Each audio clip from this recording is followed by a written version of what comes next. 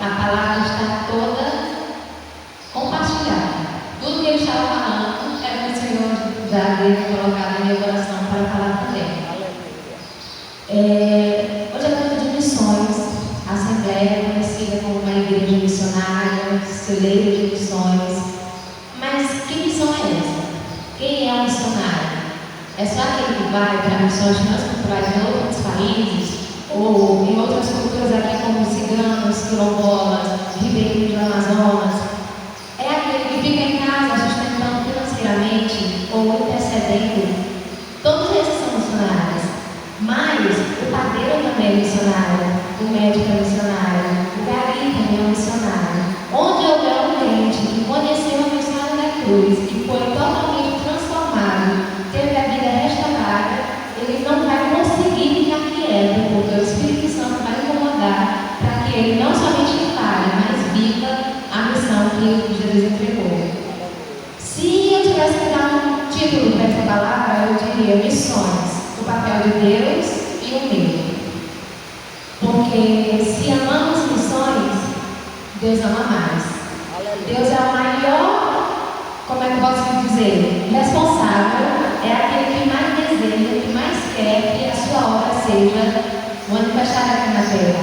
O texto base é de Marcos 16:15, é um versículo curto que diz: "Ide por todo o mundo, pregar o evangelho a toda criatura." Vamos começar então falando da parte de Deus nas missões. A primeira parte de Deus é entregar a missão, porque ela não veio do nada. Ela foi entregue a nós. E quando Deus entrega a missão, é a missão pura.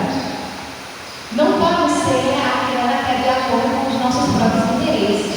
Não é o meio evangelho e as meias verdades que muitas vezes se pregam por aí. E sim aquilo que está escrito na palavra. Não podemos dizer coisas em nome de Deus que Deus não disse. Somente aquilo que Ele falou. Outra parte de Deus nas missões é assegurar que essa missão é verdadeira. Se alguém quiser acompanhar comigo o texto de 1 Coríntios 16, verso 13. Que diz assim, 1 Coríntios 16, verso 13. "E se não há ressurreição de mortos, também Cristo não ressuscitou.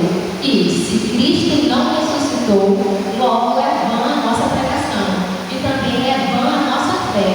E assim somos também considerados como falsos testemunhos de Deus, pois testificamos de Deus que ressuscitou a Cristo, ao qual, porém, não ressuscitou, se na verdade os mortos não ressuscitam. Porque se os mortos não ressuscitam, também Cristo não ressuscitou. E se Cristo não ressuscitou, é vã a nossa fé, e ainda permaneceis nos vossos pecados. E também os que dormiram em Cristo estão perdidos.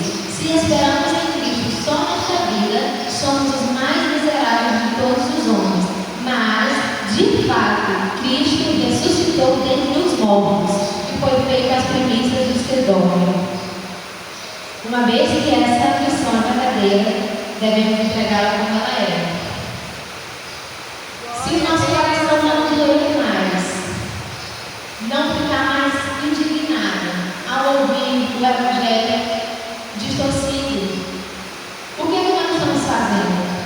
Nós estamos vivendo, ou pelo menos deveríamos viver, como se Jesus fosse voltar agora. Mas também deveríamos viver como se Jesus já tivesse vindo, e Ele de fato veio, e já morreu, e já ressuscitou, e está esperando o momento do Pai para retornar e nos levar para si mesmo. Então nós devemos ter uma vida diferente por causa de uma dupla maneira, porque Ele já veio e porque Ele já vai voltar. Outra missão de Deus nas missões é deixar tudo pronto para nós. Efésios 2:10 diz assim: "Pois somos feitura dele, criados em Cristo Jesus para boas obras, as quais Deus de antemão preparou para que andássemos nelas." Não temos desculpas de dizer que não tem nada preparado para nós, que não tem nenhum acerto espiritual que possa ser depositado em nossa vida, porque está escrito que somos feitura dele.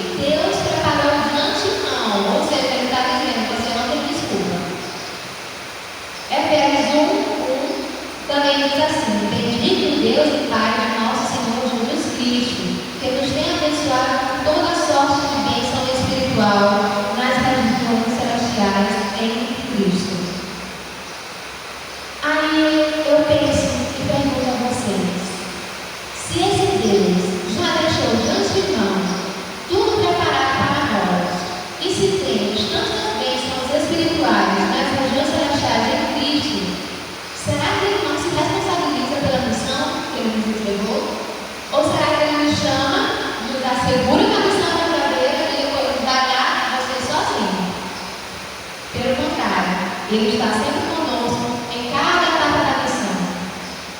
Nós vamos ler alguns versículos essa noite.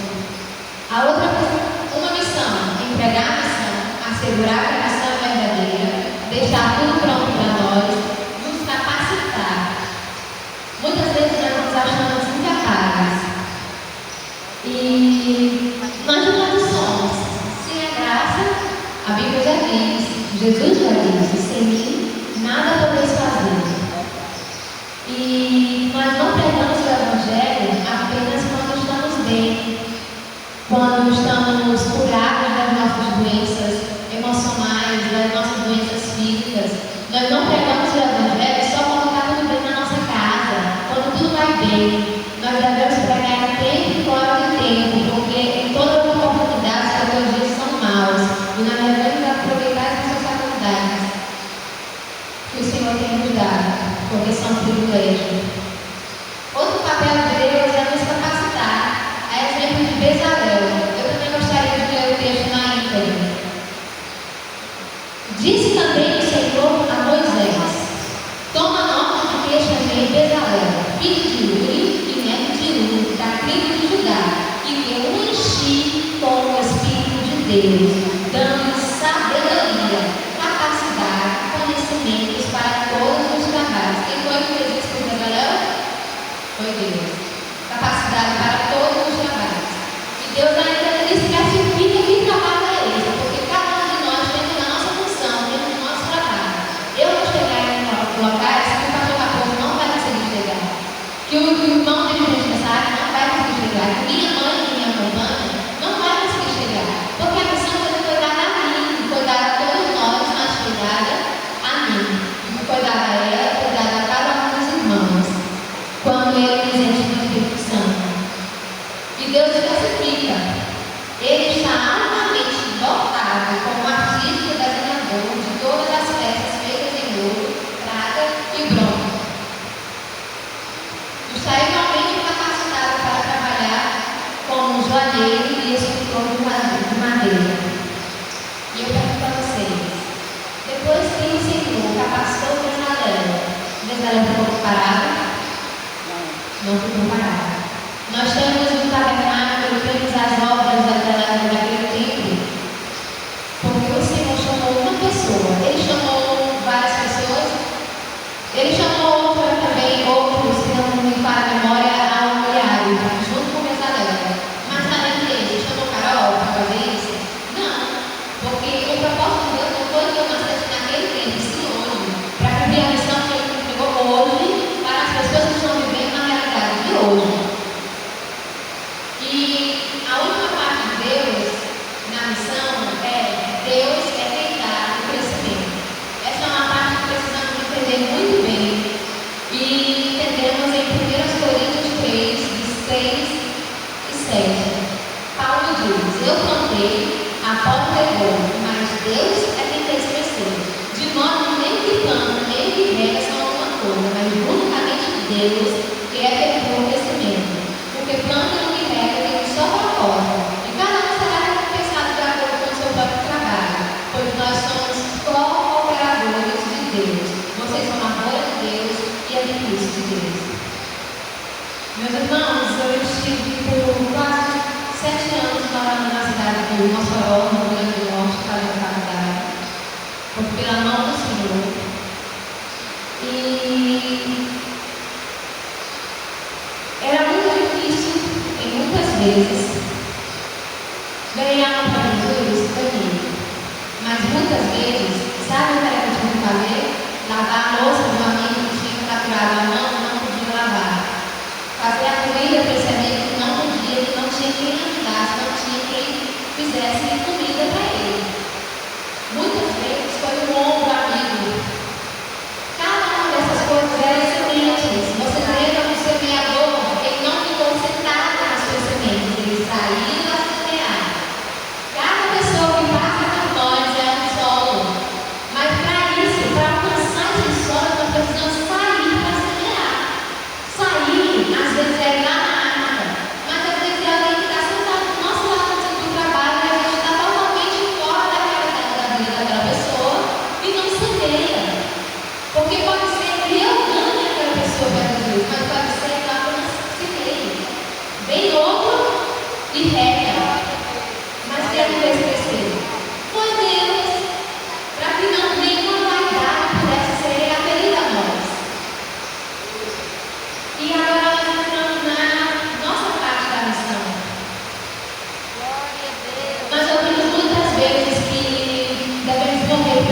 com os irmãos da igreja perseguida, mas será que nós estamos vivendo por ele?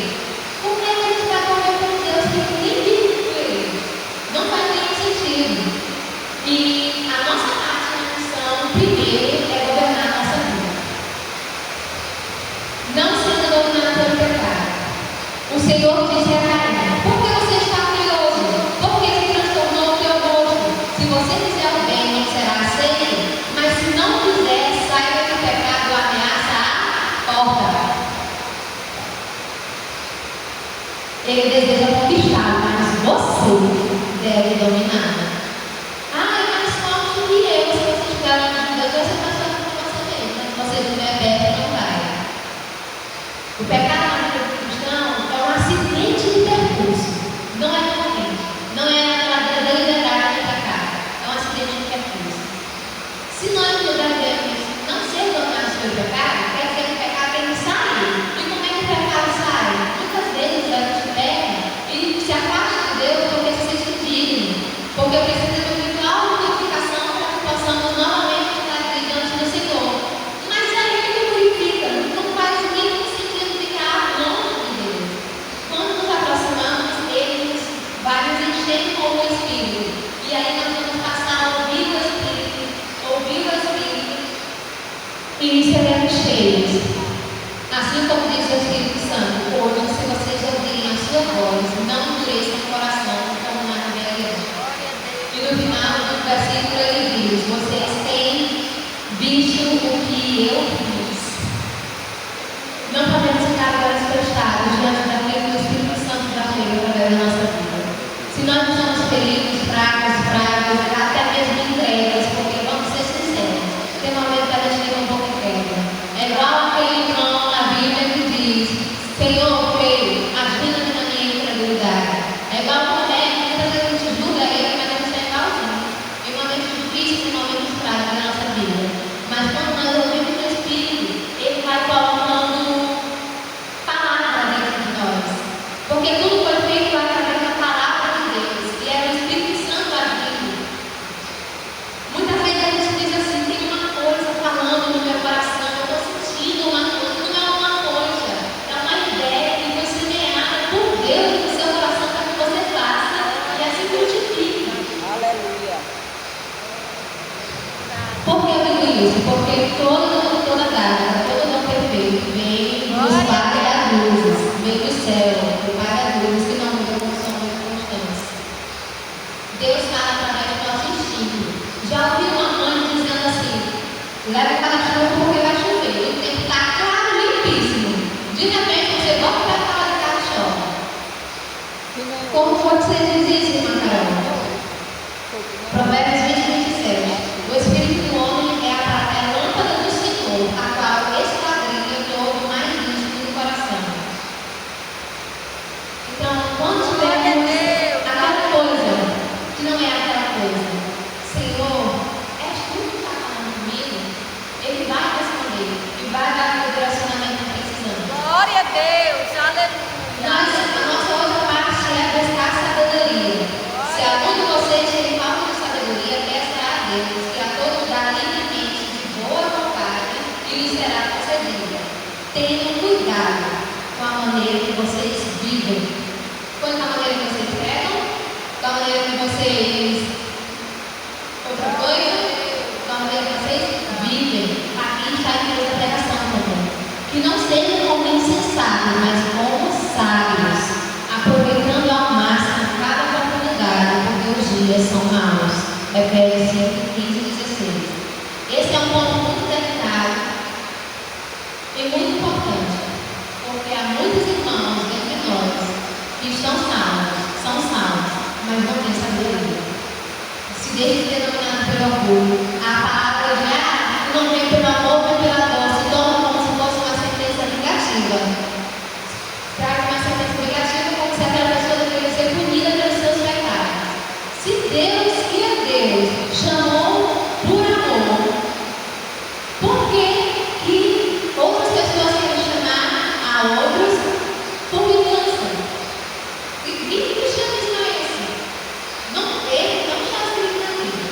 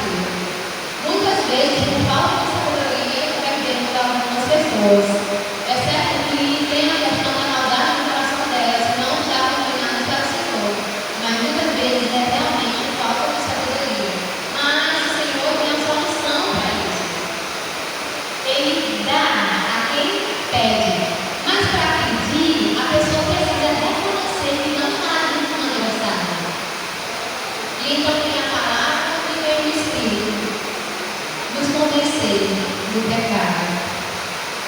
Muitas vezes também devemos mais o inferno do que o céu. Assustamos as pessoas, deixamos as pessoas ainda mais longe do Evangelho. Porque é um Deus carrasco, é um Deus malvado, é um Deus que castiga, é um Deus que pune. Deus é justiça. Na mesma medida em que Ele é amor. Uma coisa não uma outra. Então não podemos pregar só o amor, como também não podemos pregar só a justiça. Porque a palavra é inteira, é íntegra, é total.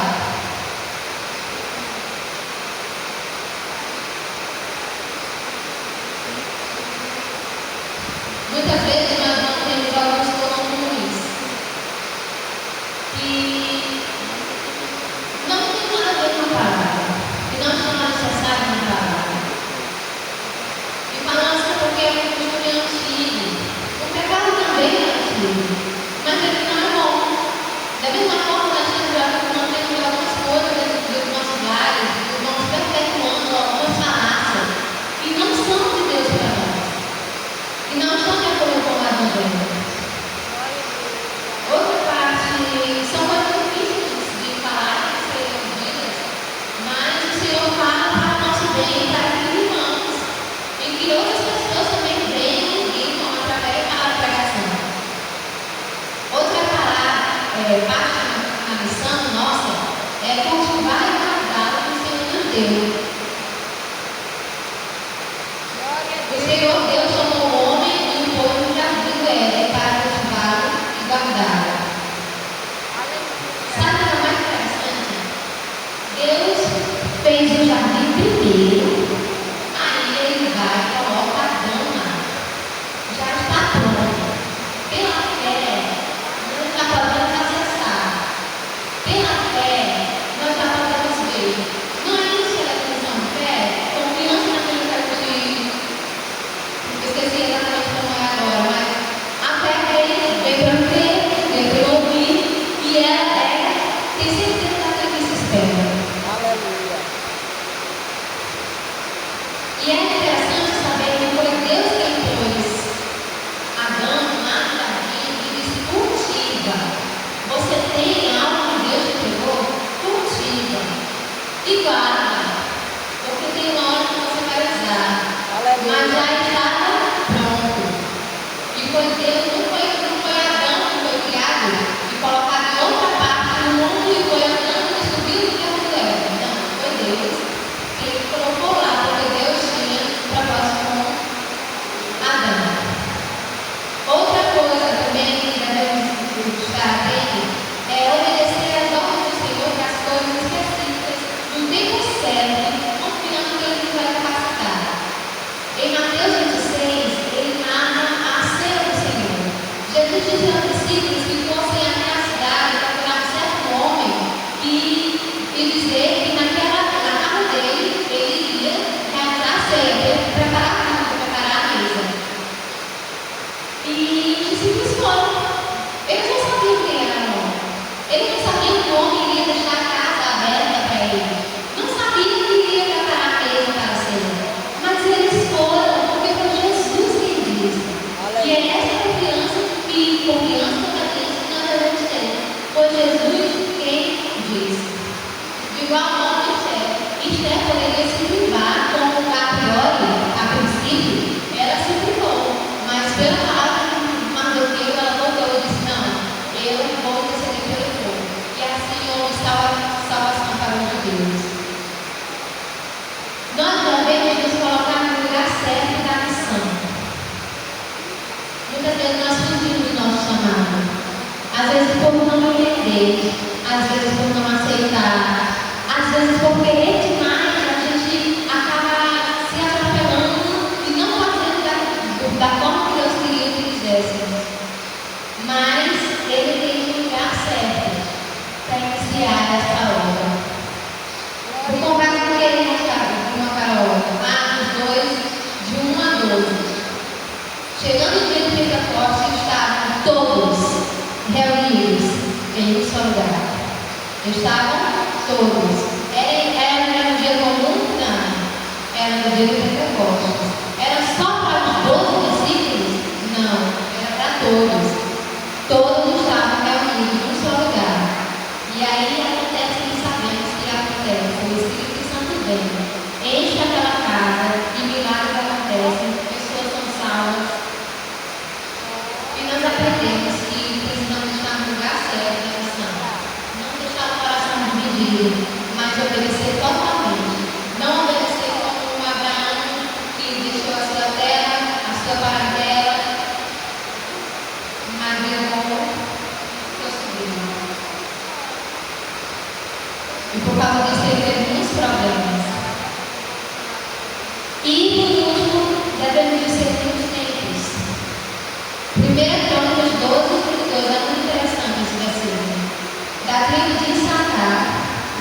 200 chefes que eram especialistas no conhecimento dos tempos e que sabiam como Israel deveria agir, comandavam todos os seus parentes.